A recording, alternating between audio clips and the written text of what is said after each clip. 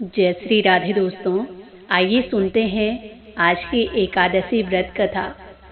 धर्मराज युधिष्ठिर बोले कि हे भगवान, आपने माघ के कृष्ण पक्ष की षटतिला एकादशी का अत्यंत सुंदर वर्णन किया। आप स्वेदज, अंडज, उद्भिज और जरायुज चारों प्रकार के जीवों के उत्पन्न, पालन तथा नाश करने वाले हैं। अब आप कृपा करके माघ शुक्ला एकादशी का वर्णन कीजिए। इसका क्या नाम है, इसके व्रत की क्या विधि है और इसमें कौन से देवता का पूजन किया जाता है। तब भगवान श्री कृष्ण कहने लगे कि हे राजन, इस एकादशी का नाम जया एकादशी है। इसका व्रत करने से मनुष्य ब्रह्म हत्या आदि पापों से छूटकर मोक्ष को प्राप्त करता है। इसके प्रभाव से भूत पिशाच आदि योनियों से मुक्त हो जाता है और इस व्रत को विधि पूर्वक करना चाहिए। अब मैं तुमसे पद्म पुराण में वर्णित इसकी महिमा की एक कथा कहता हूँ, सो ध्यान पूर्वक सुनो। देवराज इंद्र स्वर्ग में राज करते थे और अन्य सब देवगण सुखपूर्वक स्वर्ग में रहते थे। एक समय इंद्र अपनी इच्छा अनुसार नंदन वन में अप्सराओं के साथ विहार कर रहे थे और गंधर्व गान कर रहे थे। उन गंधर्वों में प्रसिद्ध पुष्पदंत तथा उसकी कन्या पुष्पवती और चित्रसेन तथा उसकी पत्नी मालिनी भी थे। मालिनी का पुत्र पुष्पवान और उसका पुत्र माल्यवान भी उपस्थित थे। पुष्पवती गंधर्व कन्या माल्यवान को देखकर उस पर मोहित हो गई और माल्यवान पर काम बाण चलाने लगी। उसने अपने रूप, लावण्य और हाव भाव से माल्यवान को वश में कर लिया। हे राजन, पुष्पवती भी अत्यंत सुंदर थी। अब वे इंद्र को प्रसन्न करने के लिए गान करने लगी, परंतु परस्पर मोहित हो जाने के कारण उनका चित्त भ्रमित हो गया था। इनके ठीक प्रकार न गाने तथा ताल स्वर ठीक न होने से इंद्र इनके प्रेम को समझ गए और उन्होंने इसमें अपना अपमान समझकर इनको श्राप दे दिया। इंद्र ने कहा कि मूर्खों, तुमने मेरी आज्ञा का उल्लंघन किया है, इसीलिए तुम्हें धिक्कार है। अब तुम दोनों स्त्री पुरुष के रूप में मृत्युलोक में जाकर पिशाच रूप धारण करो और अपने किए का फल भोगो।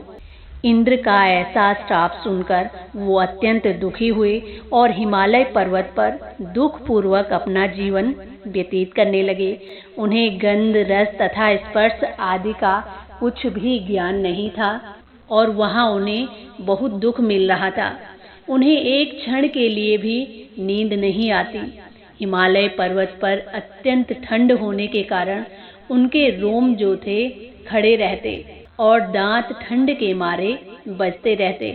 एक दिन पिशाच ने अपनी पत्नी से कहा कि पिछले जन्म में हमने ऐसे कौन से पाप किए थे जिससे हमें इतनी दुखदायी पिशाच योनि प्राप्त हुई, और इस पिशाच योनि से तो नर्क के दुख को सहना उत्तम है। हमें अब किसी प्रकार का पाप नहीं करना है। इस प्रकार विचार करते हुए वो अपने दिन व्यतीत कर रहे थे। दैव योग से तभी माघ मास में शुक्ल पक्ष की जया नाम की एकादशी आई। उस दिन उन्होंने कुछ भी भोजन नहीं किया और न कोई पाप कर्म किया, केवल फल फूल खाकर ही अपना दिन व्यतीत किया और शाम के समय महान दुख से पीपल के वृक्ष के नीचे बैठ गए। उस समय सूर्य भगवान अस्त हो रहे थे।